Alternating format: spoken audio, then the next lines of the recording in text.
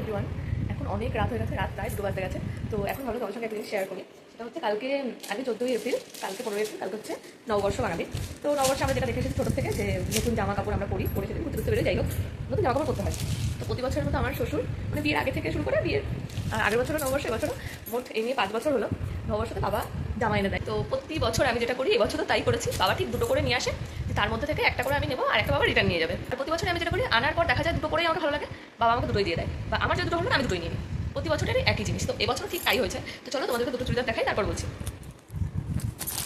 এই যে এটা একটা ব্ল্যাক আর রেডের ওপর, আর এটা একটা তোমার এটা পার্পেলের ওপর, এটা হচ্ছে তোমার বাটি প্রিন্টের ওপর।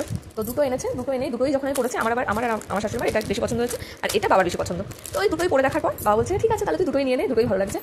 তো এই হচ্ছে বিষয়, বাবা প্রতি বছরই 2টো করে নিয়ে আসে, নিয়ে এসে একটা রিটার্ন নিয়ে যাবে আর একটা আমি রেখে দেবো। আর প্রতি বছর এটা হয় 2টোই আমার থেকে যায়। এই হচ্ছে বিষয়, এটাই তোমাদের সঙ্গে শেয়ার করলাম।